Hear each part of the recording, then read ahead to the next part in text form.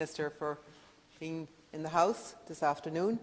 I very much welcome your post and the setting up of the Department for Rural Affairs, and I think there's a huge expectation around it, and I know you've got 220 million, but I don't feel that that is enough to make the changes that are needed in rural Ireland.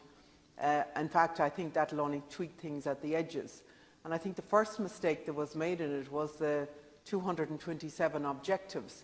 I would rather have seen 5 objectives in that plan. When you have a plan with 227 objectives and actions, I think it is first it's very difficult to measure it in a genuine way because, you know, even percentage-wise of what's done, and it's a lot of what stuff that would already be done anyway, and that was already been done. So I think people's expectations are huge of your department, and I think the key role of the department in terms of the coordination of the other departments, in terms of putting rural Ireland front and centre of all of government policy, hasn't been successful of yet. And I'm hoping that because we're just about 6 months into your department, this is something that will be focused on and people will be really able to see the tangible results.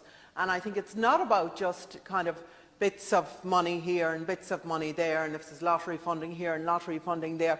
It really is not about that, and it's not, that money in itself is valuable, but there has to be something very drastic done to stop the decline of rural Ireland. And I think across all departments, representatives and people would agree with that.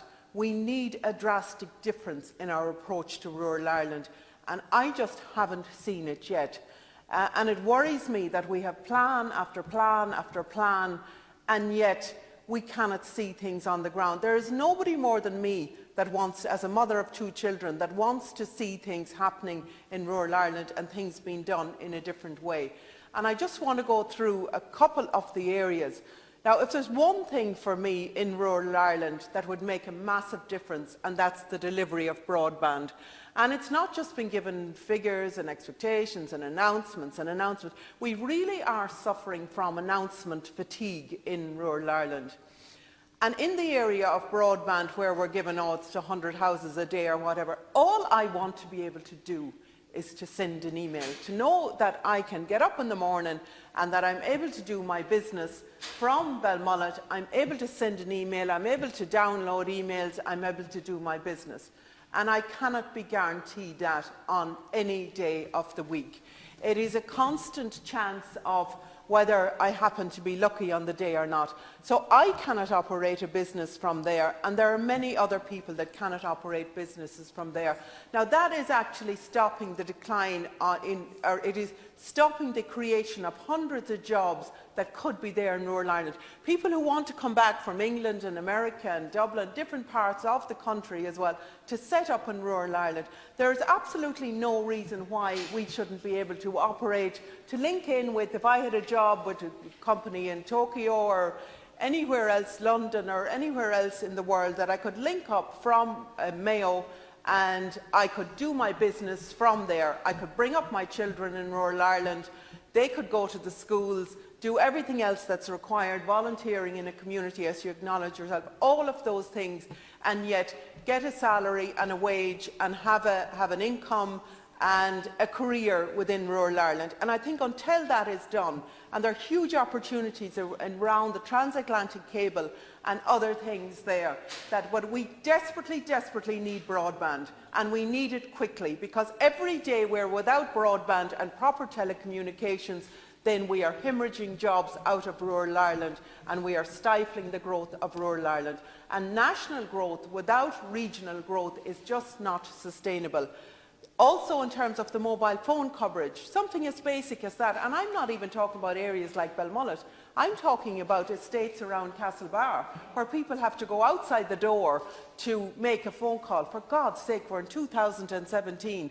To have to go outside the door and start walking around your car to make a basic telephone call from a mobile phone is not just good enough, and it needs to be addressed. And I know that's not your direct area of responsibility, But in terms of rural affairs, if we cannot do that, there's no point in giving a bit of money to a golf club or whatever it might be if we don't have the basics.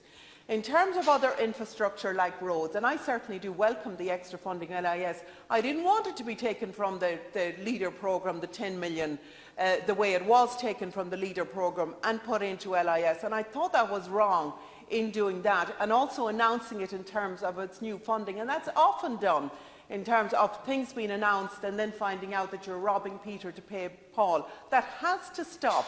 There has to be new investment in the same way as it is for other parts of the country in rural Ireland.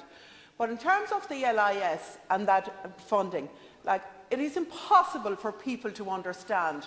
I have people right at this moment who have to get helicopter service to hospitals, who are direly sick and have multiple medical conditions, who cannot get out of their houses, and the ambulances cannot get in. And I'll tell you who they are after this, Minister. But that is the fact of it, that the medical staff cannot get into houses. These are people who are paying property tax, paying every other tax under the sun, and they don't have access because they cannot get roads done. And there needs to be much better coordination between central government and the local authority as well, because you go to the local authority and you say, right, there was an announcement, that's great.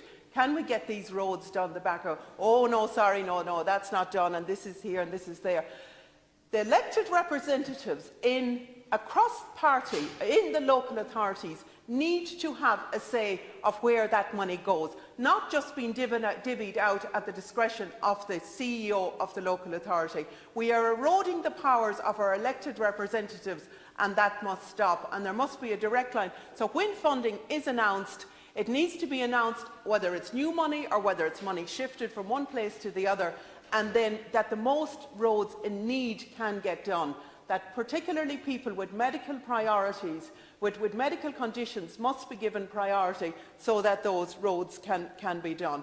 If we look again at health and in terms of access to health to rural areas, again, there is no point in us allocating little bits of money when we have, even in Mayo alone, we've over 500 children waiting for physiotherapy, for occupational therapy. These are disabled children, for heaven's sake, they're children with disabilities who need physiotherapy and occupational therapy. It is not right that those parents and those families and those children have to be going through that. And it's a rural issue. It is a rural issue because it's not happening at least on the scale, it's not happening in other areas. So we have to make those things a rural issue. The A&E in Mayo General Hospital, huge staff. There isn't enough staff there to meet the needs of the people who are coming in the door who are very seriously sick with physical and mental health problems. And the staff who are there at the moment are absolutely run off their feet. And there is no point in just putting in people who have just been qualified. We need people who have experience and qualifications there. The waiting list for treatment right across the board in rural Ireland is just not acceptable. Thank you. I have lots more to say, as you can imagine. I look forward to the review you coming back here with the review. But we need something drastic to address the issues in rural Ireland. I want to be positive about rural Ireland. I want to continue to live in rural Ireland, as do many others do. But I want to see it grow and develop. And we cannot continue with the two-tier growth as it is at the moment. We have unemployment rates of 21% and 35% in areas that you'll know yourself, Minister, within Mayo. And I come in here every day and I listen to we're in a full employment situation. Stop the lies and let's face the truth. Senator, thank you. Deal with these problems. Thank you. Senator Higgins, you have 8 minutes.